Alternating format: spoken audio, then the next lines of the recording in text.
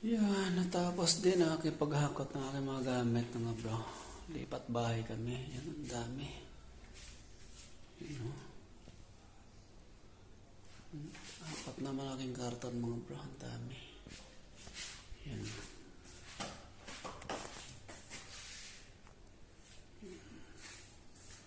Yung iba na sa kwarto ko nilagay.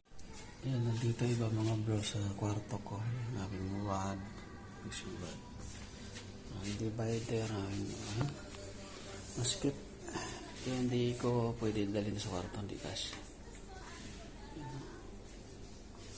Pasok maliit. Hindi ko alam kung paano kung umpisa ng pagliligpit nito mga bro. Ang dami. Nagugulan ako kung anong unahin ko dito. Ay, ako. Sana all matapos na ito. Yung naiwan ko na lang dun sa kabila, mga bro, sa lumang bahay ko, ano lang, yung bike na lang. Yung ibang gamit ko, mga bro, nandito na sa cabinet. Ayun, dito. Tapos yung kama ko, hindi magkasya dito. Iniwan ko dun sa, iniwan ko dun sa warehouse. Doon na lang muna kasi may kama naman dito na bago. Ay.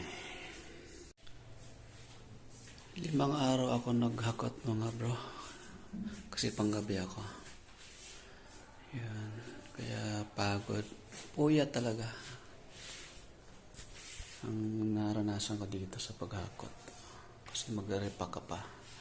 I-repack mo lahat ng mga gamit mo. Lagay mo sa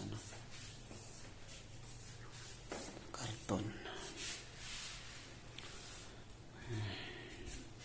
Ayusin ko na lang ito.